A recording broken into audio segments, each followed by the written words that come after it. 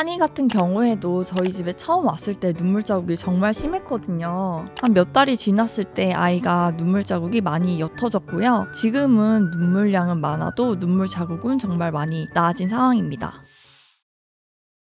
여러분, 강아지 눈 주변이 혹시 붉게 물든 거 본 적 있지 않으신가요? 특히 털이 흰 강아지들을 키우시는 분들은 더 많이 보셨을 거예요. 보통 저희가 흔히 눈물 자국이라고 부르는 증상인데요. 도대체 강아지들의 눈 주변 털이 왜 붉게 변하는지, 어떻게 치료해야 하는지, 그리고 시중에 나와 있는 많은 눈물 자국 제거에 도움된다는 영양제들, 실제로 효과 있는지 궁금하시죠? 저는 반려동물 영양제를 직접 연구하고 판매하는 리브펫의 임요빈입니다. 자, 지금 저와 함께 알아보시죠.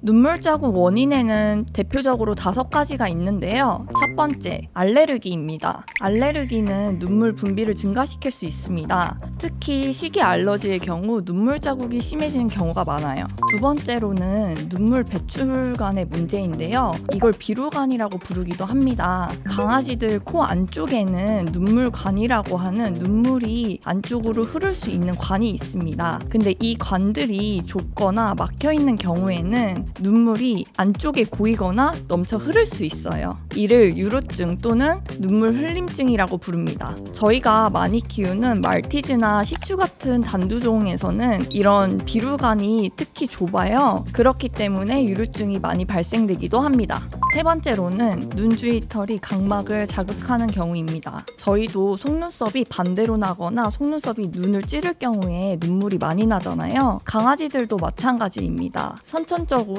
속눈썹이 반대 방향으로 나는 경우도 있고요. 아니면 말티즈나 푸들, 시츄같이 눈 주위에 털이 많은 아이들은 그 털로 인해서 각막을 많이 자극하게 됩니다. 네 번째로는 감염 또는 염증이 있는 경우입니다. 감염이 되었을 경우 눈물 분비가 많이 되기도 하고요. 가려움증도 있기 때문에 아이들이 눈을 자주 긁어서 눈물 자국이 더욱 심해지기도 합니다. 앞서 얘기한 케이스는 단순 눈물 분비가 많아지는 건데요. 그렇다면 아이들 눈물은 왜 빨갛게 변하는 걸까요? 눈물 속에 포르피린이라는 성분 때문인데요. 포르피린은 헤모글로빈의 대사 과정에서 생기는 부산물입니다. 이 포르피린은 보통 간에서 해독되어 대소변으로 배출되는 게 정상적입니다. 그렇지만 간의 해독작용이 떨어지는 경우에는 이게 대소변으로 배출되지 못하고 아이들 침이나 타액으로 배출이 됩니다. 눈물에 섞인 포르피린은 공기와 만나게 되면서 붉게 산화됩니다. 이게 바로 흔히 말하는 눈물 자국이에요. 눈물 자국이 생겼을 땐 단순히 닦아주면 되지 라고 생각하실 수도 있는데요. 이 눈물 자국은 아이 건강에서 보내는 적신호일 수 있습니다. 눈물의 원인을 제대로 파악하고 개선해 나가는 게 가장 중요합니다.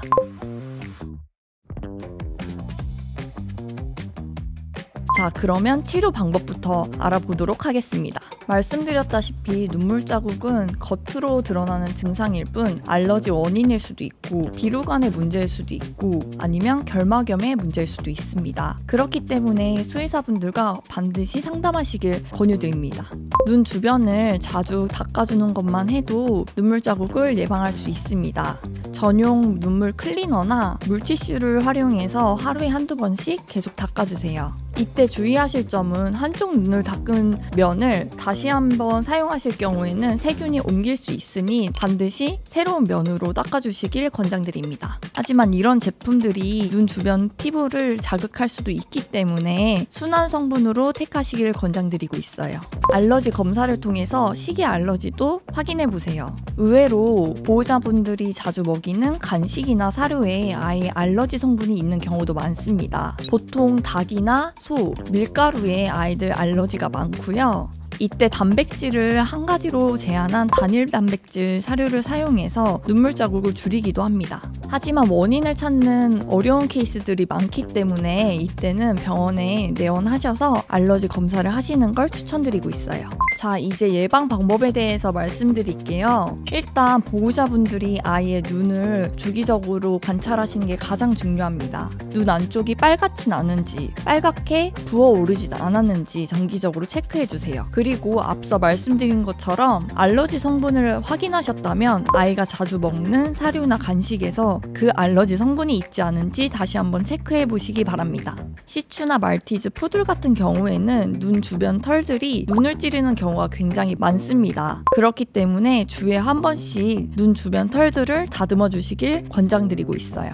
눈물 자국 예방에 좋은 제품을 사용하는 것도 또한 방법인데요. 요즘 눈물 전용 클리너나 영양제들이 많습니다. 이때 성분이 너무 독하지는 않은지, 실제 눈물 자국에 좋은 성분들이 들어가 있는지, 함유량은 얼마나 되는지 한번 체크해 보시고 선택해 보세요.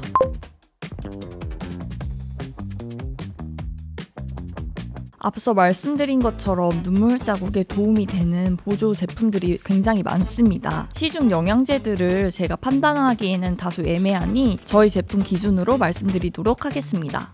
리브펫 아이즈는 직접 눈물 자국을 없애주는 제품은 아니지만 근본적인 원인을 해결하고자 제가 만든 제품입니다. 앞서 눈물 자국 원인에서 다뤘듯이 이 간에서 해독되지 못하면 포르피린이 눈과 타액으로 배출되어 눈물 자국을 만듭니다. 그래서 무엇보다 간 해독이 가장 중요한데요. 저희는 이 간 해독을 돕고자 밀크시슬과 어성초 분말을 가득 넣었습니다. 이 밀크시슬과 어성초 분말은 간의 해독 작용을 도와서 포르피린이 대소변으로 정상적으로 배출될 수 있도록 도와줘요. 그렇기 때문에 아이들 눈물이 나도 눈물 자국 생기는 것을 방지하는 데 도움을 줄 수 있습니다. 제가 항상 말씀드리지만 저희 영양제가 근본적인 치료가 되는 건 아니기 때문에 반드시 수의사와 상담해 보시길 권장드리고 있습니다. 타니 같은 경우에도 저희 집에 처음 왔을 때 눈물 자국이 정말 심했거든요. 당시에 이제 아이가 눈물 자국이 왜 생긴 건지 저희는 원인 파악하기 위해서 알러지 검사를 병행했습니다. 그 알러지 성분이 저희가 먹이던 사료에 있더라고요.